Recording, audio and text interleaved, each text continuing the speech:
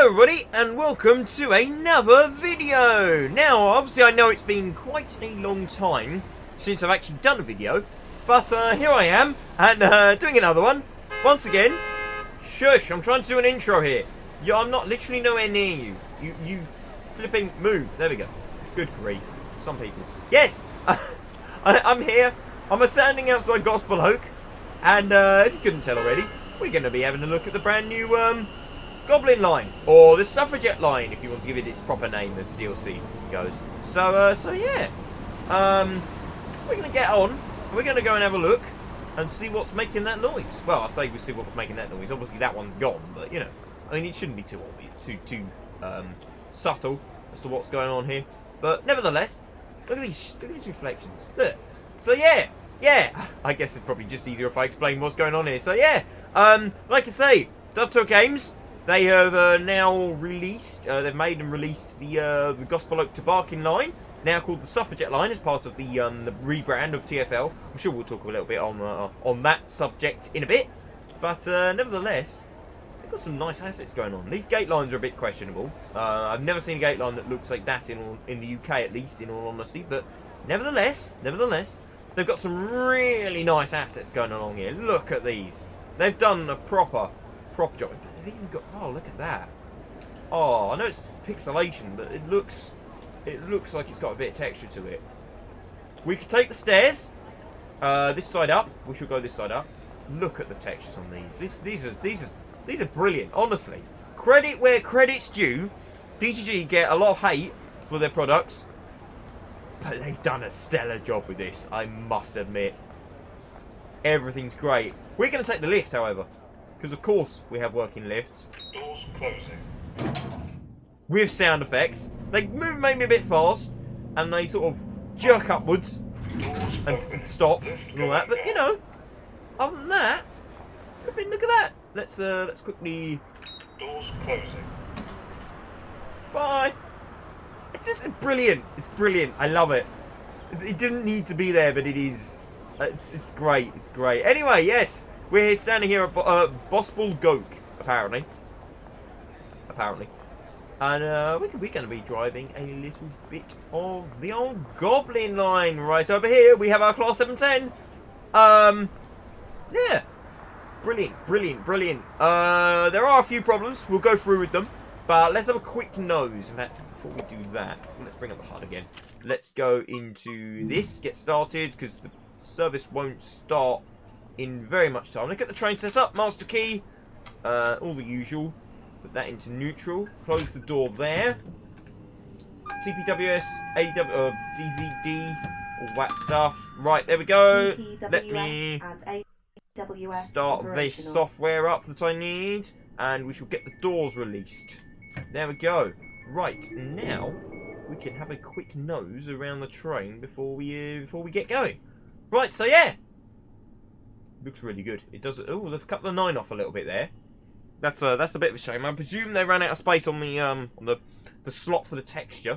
Max speed 75 miles an hour, class 710. Yeah. I've been inside a 345 cab actually. I'll tell a lie. I have been inside a 345 cab. Pretty much the same thing, to be honest. So it does look good though. It does look good. Apparently a lot of people are really annoyed that this seat's offset, and that's quite funny because they probably should be. But that's how it is in real life, so, you know. Coming into the saloon. Saloon looks brilliant. There are definitely some problems. I do have some issues. Now, I travel on these every day, so I should hope I would know a little bit about them, to be honest. They got the plug sockets. They got all of this stuff. Very, very high definition. It's lovely to see. Where are they? There we go. Lovely to see all these. These are scrolling through. And if we wait a sec, this should change to a different screen. There we go. Yeah, these are the actual pieces of artwork that they've got. All the door stickers, shiny handles. It's lovely. It is so good. There are a few problems I've noticed with coloration. Some of these colours look a bit bright. I'll be honest with you. This train looks a lot better when it's nighttime. I'll be very honest with you in that one. The colours look a lot better. The lighting colour looks all wrong during the day. these things are quite sort of dark. They've got sort of a grey colour on the panelling, which doesn't really come across in daytime. But generally, the model is brilliant. I've got no real issues with the model. Gangways, as they should have. Now, when I first saw these, I was actually looking at them, I was like, are they a bit narrow? I'm sure they're more square in real life. And, to be fair, they actually do pretty much look like this. There are, maybe look a little bit narrow to when compared to real life, but no, they do generally look like that. These clocks, they do appear. Now, the only downside is that the whole lot of the screen scrolls through at all times. And in real life, these clocks only appear and they're static when there's no destination set. Then the others scroll through when there is a destination set. So yeah, all the stickers, it's great. All the modelling, you got the heaters under the seats. They're in. I can't see them, but we'll go in third person mode. You'd see them. These stickers. Now these stickers are a little bit odd. These stickers do exist, of course. Let's open that door. But they don't exist as many. There's not as many of them. They've gone about it really weird. So generally, what you'll find is that this door has a sticker, and then this door has a sticker, and no other doors. And that door's closing. They've got auto close, which is kind of cool. I'll explain. I've got a few issues with the auto close function. I do have. Oh great, we're gonna have problems with all that now. Route maps. Again, I've got problems with the route maps. Weird. There's a bit of a questionable decision gone on with these route maps, but nevertheless. But the model looks great. You cannot deny that the model just looks brilliant. They have used 710s for all of the AI on the North London line, which is a bit of a shame because obviously we don't have a 378 model, but hopefully one day we will. There's also some weird facing going on. If I quickly run to the hidden bits, the shelters and all that, there's some really weird bits going on with some of these faces. These textures are far too dark. These ones look okay actually, but some of them I think the faces might be inside out on. A bit weird. There's some really weird lighting, looks alright. I don't know. Maybe they've done an update. It just looked a bit weird when I looked at them. Some of them looked a bit dark. But yeah, as far as the model's concerned, I cannot see a single issue with it. Honestly, it's great. The thing I would have liked to have seen, let's get them doors back open again. The thing I would have liked to have seen inside, at least. Oh, wait, I thought the doors closed. Maybe they were open. Right, let's open them. And yeah, there's no maps. Why are there no route maps? Why are there no adverts? When we had the 378 in Train Sim, they put fake adverts in. And you got fake adverts all the way around the map. You'll see billboards everywhere. So why are there none on the train? It seems a bit weird. Especially if they got all the TfL licensing. Why did that not include the route maps above the doors? It's a bit odd. Anyway, we can now lock the doors. This is time to depart. We'll have a look at the underframe in a little while. Once we're clear of the platform. We'll have a quick nose. I know probably a lot of people don't really care about the underframe, but I quite like to have a nose.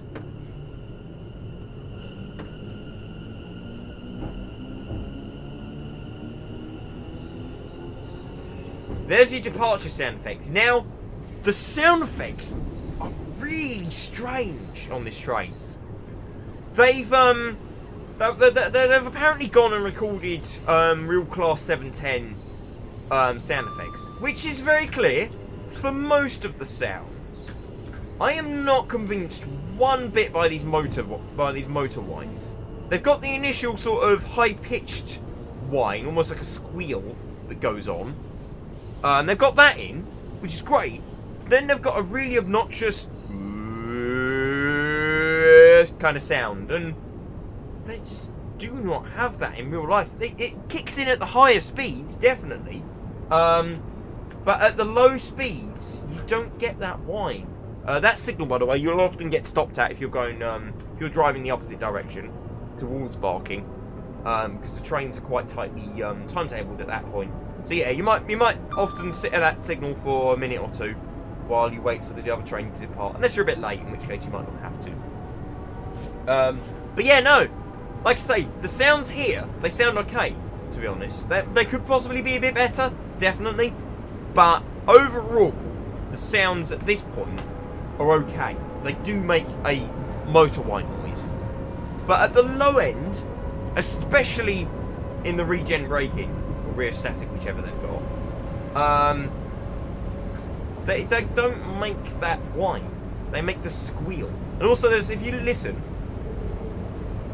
it sounds like there's a slight bit of audio clipping going on at high speed with the wind when you've got the windows open. So that's a bit strange. Anyway, we've got plenty of time to stop with this thing. I probably have cooked the stop a little bit too much. Yeah, I have. I'll walk a step 3 off this.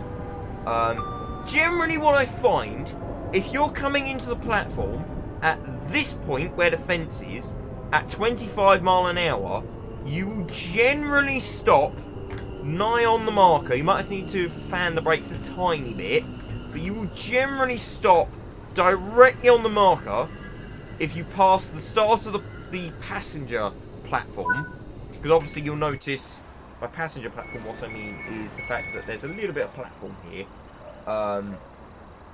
but obviously it's not available to passengers. So if you're passing the fence or where the start of the line is at about 25 mile an hour, you will generally stop with a consistent step 2 brake, and I'll try and show you that later. So yeah. But no, it's honestly, it's really fun. The first couple of times I drove it, I thought, I'm not convinced. See, look, they've made the maps for every... okay, trains to Barking Room. I mean, it's right here, but it's obviously supposed to be used up here, that map. And yeah, there we go. Trains to Barking Room side, it goes this direction. So yeah. Oh, doors are closing themselves, and we are ready to depart anyway. We're not be too late. So yeah, let's go for an outside pod.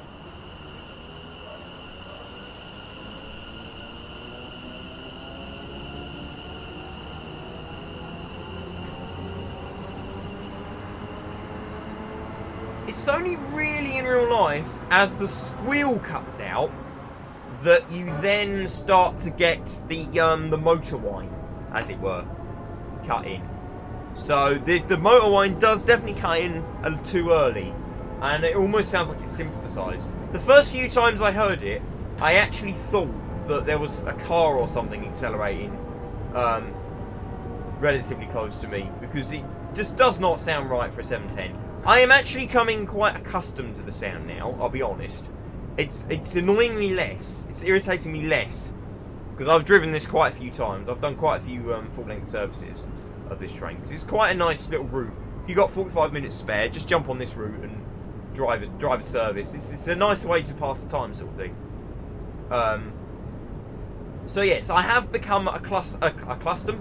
I have become slightly acclimatized to the sound effects and the fact they're not best, but I'll be looking forward to sound mods. I imagine It's Your 165 will probably do us a Class 710 sound mod at some point that hopefully will fix that issue with the motor whine.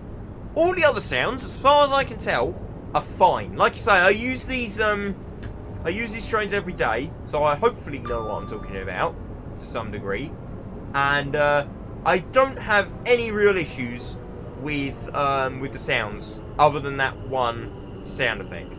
So yeah, I think in general DHT have done a really good job. It's just that one that I have issues with. Even the horns. I mean, oops, I didn't want to go that far. Let's do a... Sounds fine, in all honesty. Depot whistle, again, no problems with that whatsoever. They do sound like that in real life, pretty much. Font's got to be one of the best fonts we've actually seen, to be honest, of the dot matrix. I know a lot of people do not like the dot matrix that they normally produce, but in this instance, I think they've actually done quite a good job with the dot matrix font, to be honest. Lots of passengers on this train today. Oh look, people are standing. I think they'll probably be kicked off as soon as the doors close. Right, there we go. See, they're all off. Nice. Right, let's put some throttle on. I normally try and accelerate at step 5. It's not really steps, the power handle though. I normally put it into 50% power. Doesn't always work. Sometimes the power handle's quite fast on this train, so sometimes you overshoot or undershoot and then you can't get it directly. But as it's 4 or 6, I generally where I sit, sort of thing.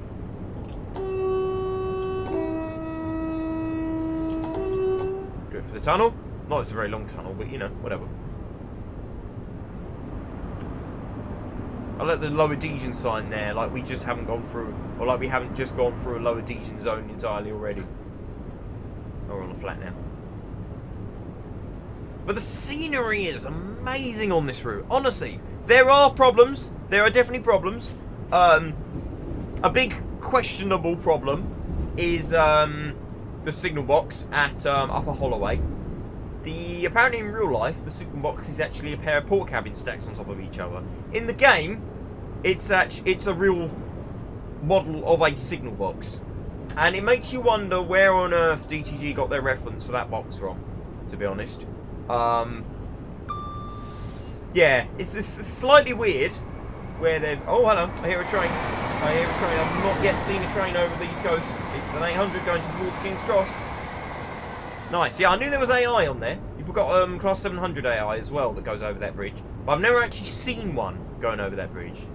So that's good. That's good.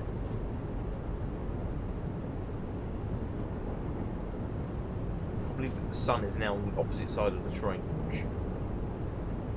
Means that all the platforms are... Whenever we look at the underframe detail when we sit in a platform, it's going to be on the hidden side, which is typical.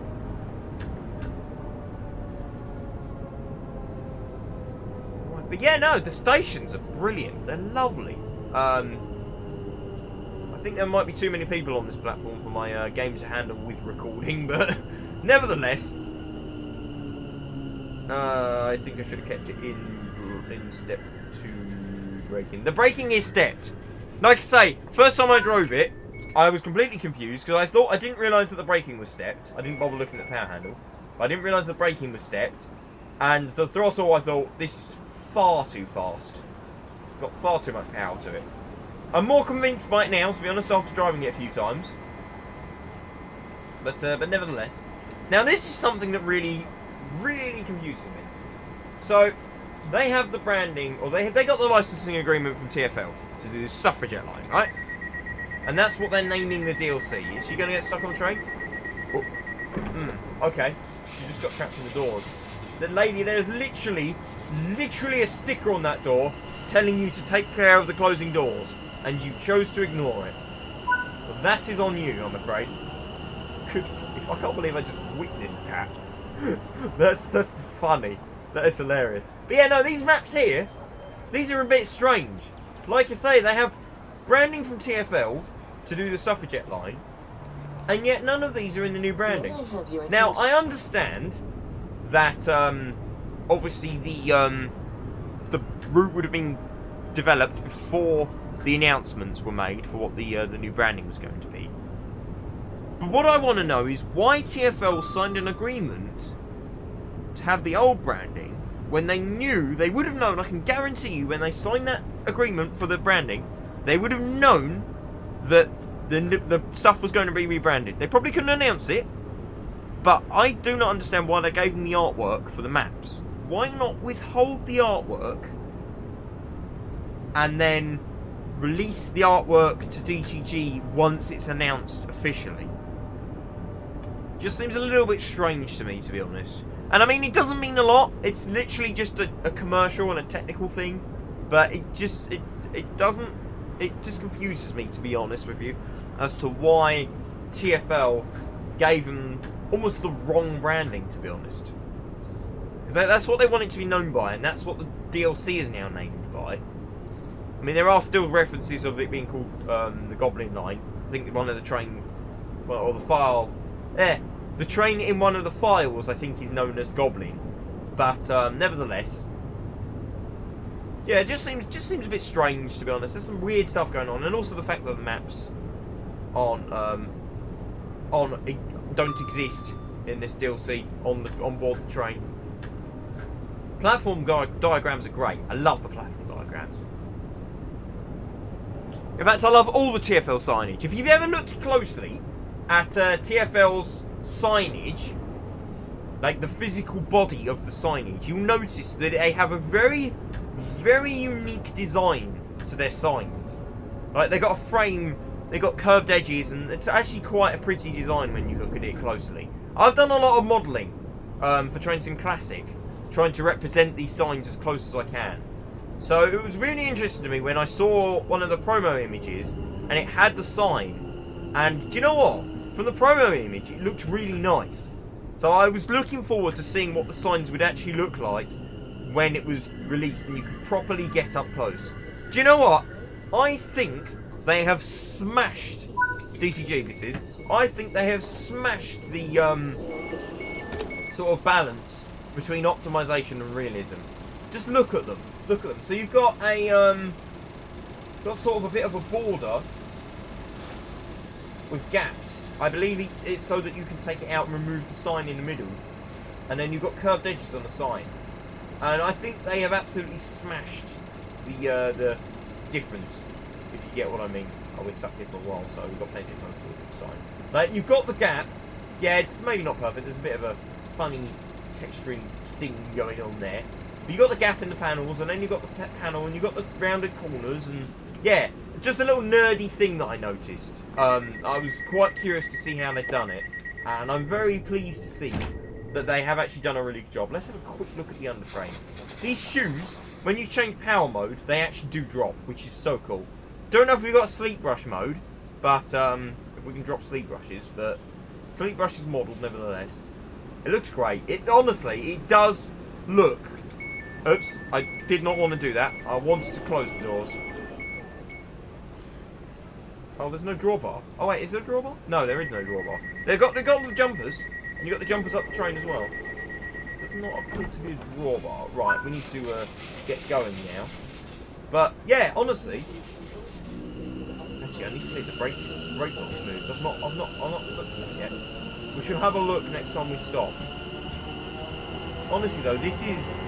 I mean, I'm sure the ultra nerdy person can spot the exact little differences. Oh, that flipping box is 2 mils to the left or whatever, but do you know what? For what it needs to be, oh, and we also have working neutral sections, so be careful as we go over them.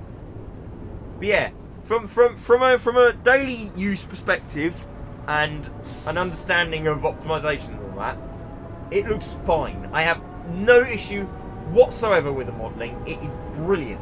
It is stunning work. Again, the route building again. I should have shown you the garden at thingy. We need to go back quickly to have a look. This is kind of, this station is pretty much the pinnacle of DGG's work with this route. It's sort of representative, and it's brilliant. Look, they did not have to do this. This was not necessary. Nobody would have cared if this wasn't here. In the old version, on Train Sim Classic, none of this was here. How are we doing on the speed limit? You've got to be careful on that speed limit. But it's all here. It looked great. And like I say, I've been through this station before. I don't have a problem with it. I do not have a problem with the work that DTG have put in with it. I mean, yes, there's going to be little bits. If you really, really want to get ultra technical, there's going to be bits that don't look exactly like real life. But for what it needs to be, it is perfect. No problems whatsoever. There are the trees everywhere. Some bits look too green, and I've looked at them. I've been like, is that too much? But I don't think it is. Oh, hello. Caught my cursor. But yeah, nevertheless. Oh, I believe this speed limit is because of a weak bridge of some description. It's always been there, even on the old route. It's there in real life, so. A little bit annoying, definitely. But, oh well, it exists. We deal with it. But yeah, don't get caught out by it. Do not get caught out by it. I was driving it in the other direction yesterday, and I was like 100 yards off the speed restriction. I was like, oh, I forgot about it. Quickly put the step 3 on.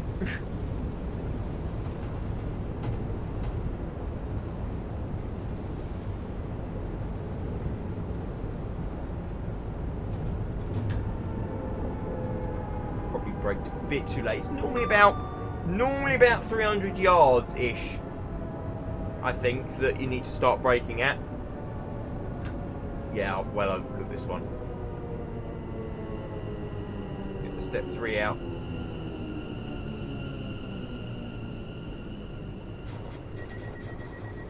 Drop it to step 2. There we go. That bit is probably the hardest bit, because you lose so much time on that 20 mile an hour and you become a bit late. Let me discover that. These are actually collectibles. So that's definitely the hardest bit to keep timetable with. But you always gain your time at Barking anyway. It's quite generous at Barking. I only lost a few seconds there, so that was actually quite a good run that time through. I've definitely had a lot worse.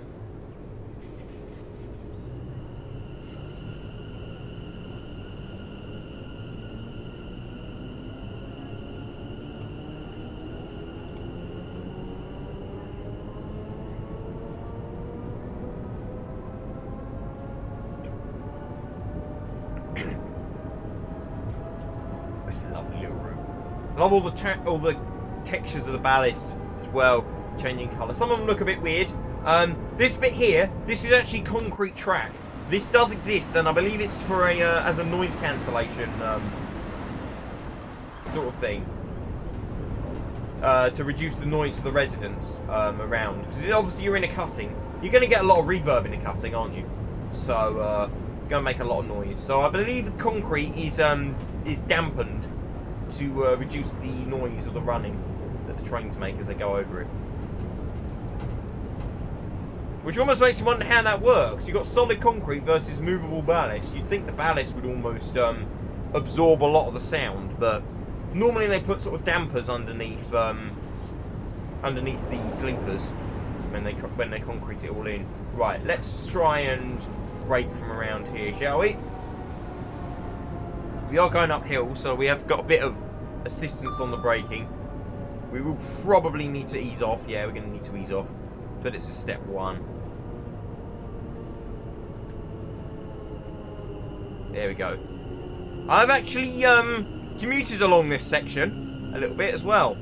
So, yeah, I'm quite familiar with this section. And yeah, like I say, it looks as good as it needs to. Definitely. No problems whatsoever. There's a little petting zoo somewhere along here. I've not been able to find it in the route yet. Probably just a green space. But I'm kind of hoping they put the donkey in there, because that would be kind of funny. Stop markers. They made some really weird decisions with the stop markers, admittedly. I'm sure I saw a picture somewhere. I've not actually found the marker itself. But I'm sure I found a picture somewhere where the pole was actually going through this bit. The pole comes out from behind in reality. They've also not put the they've got runners along the back, rails that you can mount it all to. You can mount the sign to the pole to. So that's a bit strange.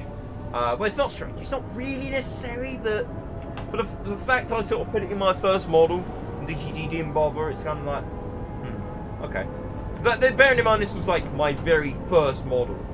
I think it was like the 3rd thing I ever built. Also, there are some workmen behind this skip.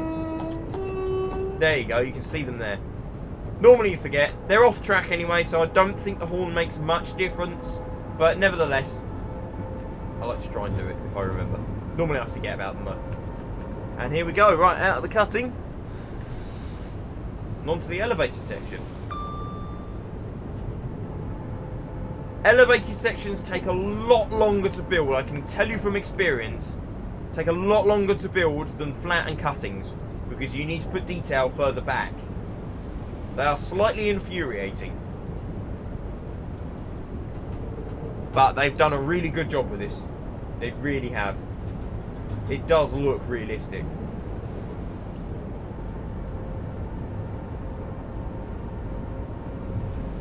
So yes, I said I would mention my opinions on the rebrand of London Overground, and I will do now. I reckon. Now we've sort of spoken about a few bits. Yeah. So if you weren't aware, which you probably are by now, the London Overground TfL intends to rename all of the different routes as different lines so that it separates them. The concept of it, people have been saying it's stupid, unnecessary, and just a waste of money. In my opinion, that is entirely not true. It has been dying for it since day one. When it was just the North London line, you could probably get away with only calling it one system. And then maybe when they added the circle, you could still probably get away. But it has so many branches now and so many different service, it flashes up on the rainbow boards as just delays on the London Overground. Or on the website.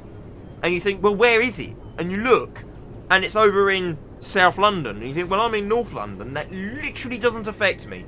So it would be really nice to actually be able to finally tell the difference between which section of line is actually closed. Let's say this section's closed. It's not just say delays on the Overground. It will say delays on the Suffragette Line. And it'll be in the colour. So it'll be a lot easier to know what's going on the Overground. Of course, the other bigger problem here is with tourists and people who are not familiar with the city. Just say, oh yeah, you've got to go to Watford Junction and take the London Overground to Barking. Well, there's no line that goes to Barking from Watford Junction, and at Watford Junction you have two lines, two London Overground lines. Which one, as a tourist who doesn't know, and maybe he's struggling to read maps, where am I meant to go and how am I meant to find my station? So the fact I can now say, oh, if you go to Barking, if you go to Wilson Junction and you take the the Mildmay line round to Gospel Oak, and then you change to the Suffragette line, and then you'll be at Barking, is much more efficient than trying to explain exactly where all the London Overground bits and all the interchanges and all that kind of stuff. It'll all be explained on the maps. So the casual sort of tourist, the person who doesn't know the city, will find it much easier to navigate the London Overground network. Now, as for the names themselves, of course there are a lot of opinions going around on these. Personally, I think they are interesting choices. Should there be geographical names? Not necessarily. I do think that it's a shame that the likes of Goblin are gone, because Goblin's just quite a funny name for a railway, let's face it. That's quite nice. That's quite nice with the two there. Yeah, no, Goblin is quite a funny name, and North London Line explains where the line generally is. Now, I've seen the argument with the likes of the North London Line. Well, it goes into West London, which is true. It is very true. Imagine if they were to name it North London Line, both the bit to Richmond and the bit to Clapham, which is technically the West London Line, would probably all come under the North London Line. So, I do get that.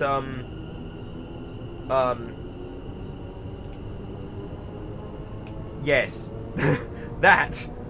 You know what I'm trying to say. The likes of the Watford DC, calling it the Watford DC, what's the DC bit to the casual observer, and the Harlequin line. The first time I found out it used to be called the Harlequin line under Network South East, I went, what? What does that even mean? Turns out it's actually a combination between Harlesden and Queen's Park, I believe. So it's yeah, I think it's something like that. Something like that. Harlequin, Harlesden, Queensway, Queensbury, whatever you want to call it, Queen's Park. So it makes sense, but it doesn't really describe a lot about it. So geographical names, they'd have been nice. I mean, the East London Line's been called the East London Line forever. The Lee Valley Lines have been called the Lee Valley Lines forever. They'd have been nice, but I can see why they didn't go with them. What else we got? We've also got likes of the common nicknames, as it were. So you've got like, well, I guess the Harlequin line is more of a, it would be categorised under there. Your Lee Valley line is something. I guess that's a geographical name, really, isn't it? or the push and pull for the Romford Upminster. They'd have been cool. They'd have been quite cool to see. Or the Jazz Service. That's where I was going with the Lee Valley lines. The Jazz Service. That's the local name. They'd have been cool to see a revitalisation of some of the older names that are maybe not used as much. But I can also see why they wouldn't want to go down that route, because of the fact they're older. They have less significant, less historical importance, sort of thing. Like, the Jazz Service is a bit random when you think about it. Now, if you don't know where the Jazz Service comes from, that's the line to Enfield Town, by the way, and it would have included, obviously, Cheshunt and Chingford. That comes from the steam era, like sort of the 1920s, 1930s, when all the coaches used to have stripes on them to indicate, coloured strips, to indicate their destination. And the coaches would literally just go between one destination and the other. Because of the jazzy colours, they called it the Jazz Service. So that's where that comes from. But again, like I say, they're local names. They might be a bit abstract to sort of tourists and people who don't know the city. So, what did they go for? They went for some slightly interesting choices, let's be honest. My favourite one of the lot is actually, I've decided, the, what's it called? I'm forgetting the names now. I knew the names off by heart. I do know the names off by heart, but it'll give me a minute to think about them. Yeah, no, my favourite one is definitely the Windrush line. Why? Because it's contextually, modern context approves it. It's come along at the right time. Last year was Windrush 70, so everybody knows about the fact, or, you know, it's fresh in everybody's minds that the Windrush movement was a thing. And of course, Windrush line is going through places like Brixton and Croydon, where a lot of the Windrush community who come over from Jamaica are actually based anyway. So contextually, on the sheer fact that last year was Windrush 70, so it's fresh in people's minds, I think that's the best name of the lot, because it describes it quite well. Had it not have been Windrush 70 last year, I think it would have been a bit more abstract and a bit like, why choose that of all the names, of all the places it goes? But as it's fresh in people's minds, I think Windrush Line is a suitable name for the East London line. The weirdest one of the lot has got to be the North London line, because they're calling that the Mild May line. Now, if you have a look at the location, Mild May is a hospital, and I believe it was involved in creating cures for cancer and was it cancer? It might have been AIDS or something like that. But there was a disease that was quite heavily involved in. So that's quite nice to see the line named after it. However, personally, I've never heard of the Mild May Hospital. I doubt there's many people who have actually heard of the Mild May Hospital. On top of that, you also have the Lee Valley line and the East London line that are closer to the Mild May Hospital than the North London. The North London line is about 3/4 of a mile to a mile away from the Mild May line, and it's a very specific point where the Mild May Hospital actually is. So, in my opinion, Mild May line is not a suitable name for the North London line, on the basis that it's too far away and it doesn't describe the places that it goes. Suffragette line, again, was a bit like, what? And a lot of people have put across the very, very good point that Suffragette is a bit of a long name, long-winded to write, long-winded to say, and also the fact that it will very, very quickly be renamed to the Suffering line, which is extremely true. Extremely true. You know how London works. Northern line is like the Misery line or something like that, isn't it? So, not that there's a play on words, but it is literally just asking to be named after it. And the Suffragette line comes from the fact that Barking, I can't remember who it was exactly now, but one of the key suffragettes used to live in Barking, and that's sort of where the movement started. So that's where that comes from. Quite a nice sentiment, but again, a bit of a strange choice in the name on the basis that it doesn't really describe where the line goes, and it's quite long-winded. What else have we got? We've done... we got one for DC. Lioness Line. I don't really have a major problem with Lioness Line, to be honest. It's semi-fresh in people's minds about the Lioness's success. A lot of people have put across the point that the Lioness is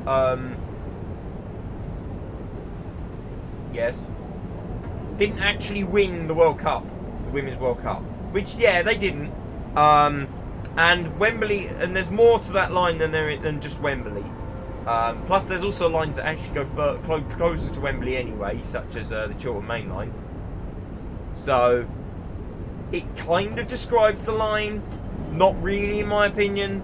It is what it is on that one. So that's 4. The Weaver Line, which is, of course, the Lee Valley Lines. Now, that is named after the textile industry at Hackney. Yeah, okay. That's a bit of a strange one in my opinion. Another strange one. Why? Because it kind of makes sense. It goes through Hackney, name it after that. But Hackney is not the ultimate destination.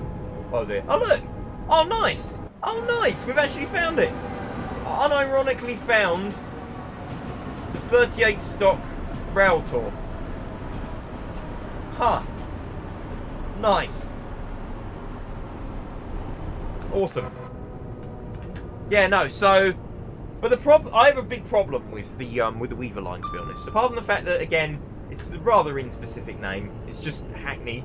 It's just named after Hackney, and Hackney's not very far into the route anyway. It's combining the Cheshunt, Enfield Town, and Chingford. In my opinion, Chingford is an entirely different line, as far as name is concerned. I know it uses the same trains, I know it sort of comes out the same places, but it shares 3 stations. Liverpool Street, Bethnal Green, and Hackney. In my opinion, sharing 3 stations is not enough to warrant it sharing the same line. It's the equivalent of naming the North London line, obviously now the Mildmay line, and the Windrush line the same thing. They also share 3 stations. Why haven't they been named the same thing, you know? They don't go anywhere near each other. Neither does Chingford to Enfield Town. Enfield Town Cheshunt, I understand. That makes sense. They are close enough and they share the majority of stations. Chingford is an entirely different location to the pair of them. Basically shares nothing. Would not have been a problem, in my opinion, to bring a train in to Liverpool Street and have it, sort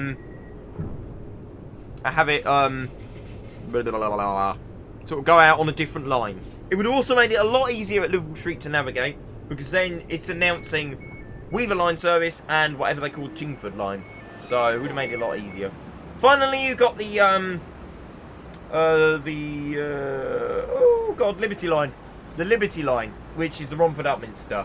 And apparently that's because of some movement. I can't remember exactly what it was called now. I'm sure somebody will correct me. Basically, there's a park nearby as well that's called Liberty Park or something, so they've named it after that. Fair enough, it's not a long line. Is what it is. Maybe Romminster Line or Push and Pull might have been cooler, but you know. Right, I thought I'd come in here for a interior departure, so we can see what goes on with between the coaches, because there's quite a cool feature actually. There's a lot of rattles you might have heard as I'm going along. A lot of little rattles going along in the train.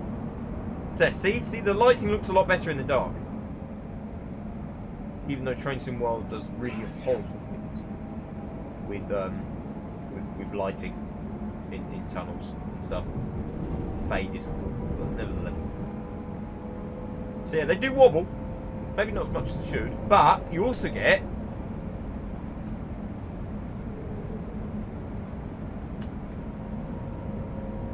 hear it now, are we? There you go. The squeaking. That is not something they needed to do. That is not something they needed to do, but it's something they did, and it exists in real life. And I think that's brilliant. If you're sitting in here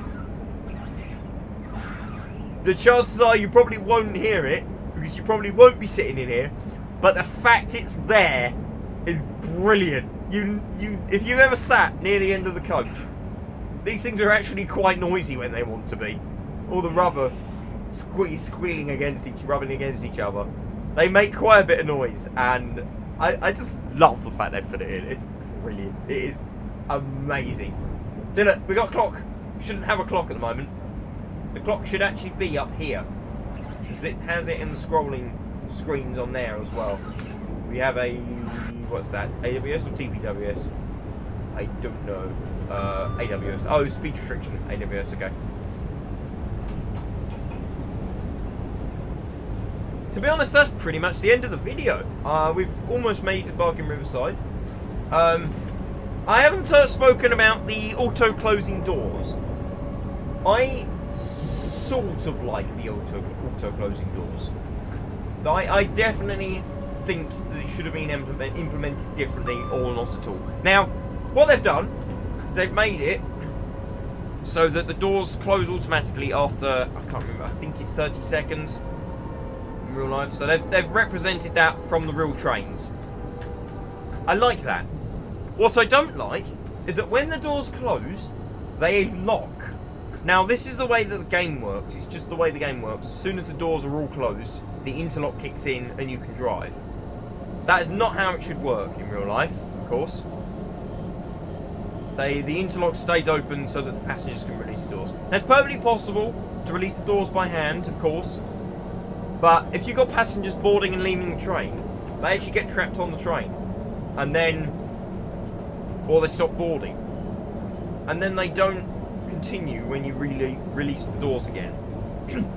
So it cancels the loading task, which is just a shame in my opinion. So in my opinion, I'd have preferred that not to be there, and the doors just stay open because of the way it's implemented. If they'd implemented it correctly, then yeah, it'd be great. But because of the way they've had to implement it, I personally would rather see it just stay unimplemented. Just leave the doors open. In my opinion, that would have been the more realistic solution. Also, this little speed restriction on the end of 90, on the end of Barking Riverside, makes me laugh to no end, because it's just funny to see a we're going the wrong way. Speed. It's just funny to see 90 appear there.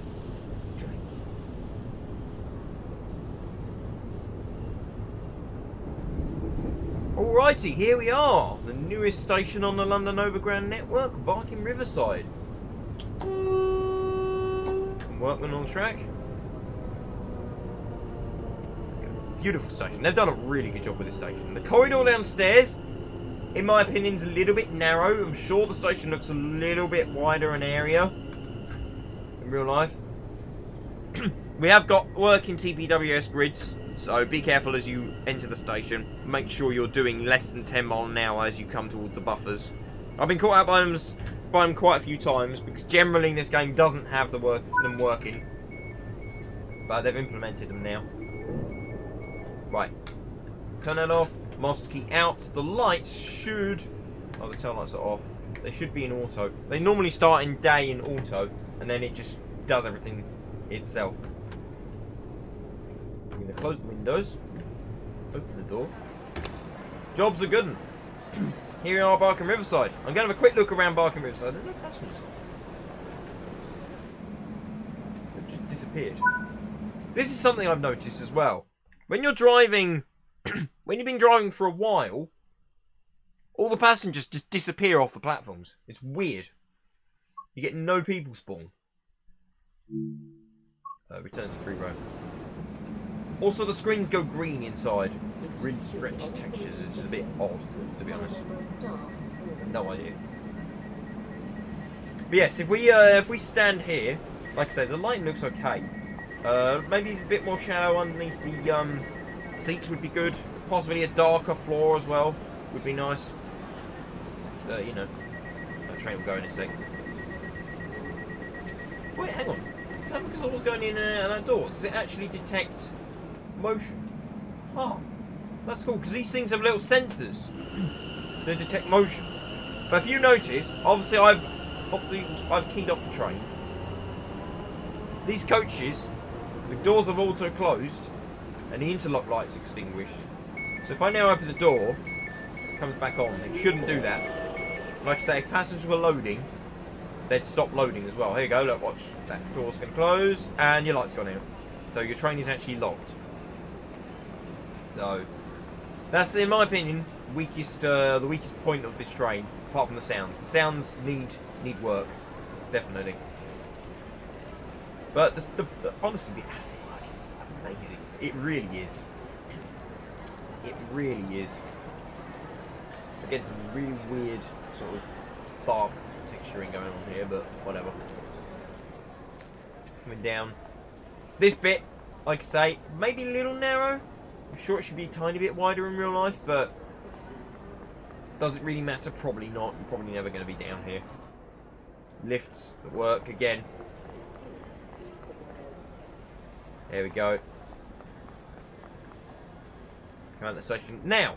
I'm surprised I didn't make any of this bit outside walkable, considering you can walk this far, but you literally get stuck here at these bits. If you do want to get past there, however, there's a little sneaky trick you can use. We shall quickly jump in the lift. First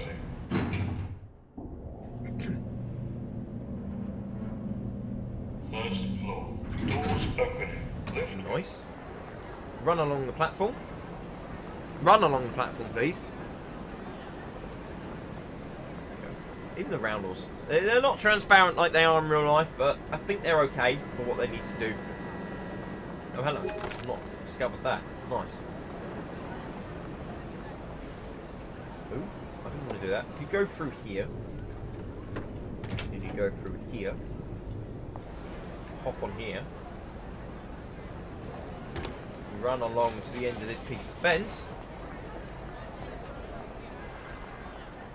and hop! Boom, you're on the road, you're out the map. You're kind of not out the map, because there's still an outer world boundary. If you walk too far away, you'll notice that you actually get stopped. See, I can't quite get to that gate because there's an outer world boundary here. But it does mean we can walk around outside the station. Be careful if you intend to drive that service back. I don't, this time, obviously, because I've run out of time in the video. But you actually can't get back in. There might be a way to get back in. You'd probably have to walk all the way up to the London yard. But you actually can't get through here. So be careful if you do this. But it's perfectly possible to get outside of the station. Right, I think that just about wraps up my my sort of... It's not really a first look, because I've had this for a few days, and I've sort of made a mind of it. Would I recommend it? 100%. It's a no-brainer. If you're into London Overground, and you're into the stopping services, I mean, obviously, if you absolutely hate stopping services, then this is not the DLC for you.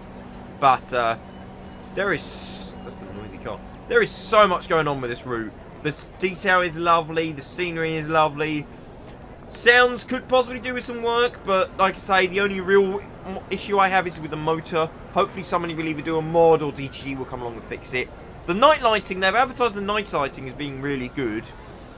The stations, yes. The ambient area, no, I would say not. There are lights, of course, all these lights light up, but you get quite big gaps of darkness between each lamp, which is just disappointing in all honesty. If you're going to do a route that creates proper ambience of night lighting, I would have anticipated a full suite of sort of lighting without any dark points on the streets, but beyond that, not a problem. Not a problem. Great route, great train. I think this may go down as one of, if not the best route that DTG has ever actually produced. Well, I was going to say for Train Sim World, but actually possibly against Train Sim Classic as well. It's brilliant, brilliant bit of DLC. Anyway, like I say, that just about wraps it up for me.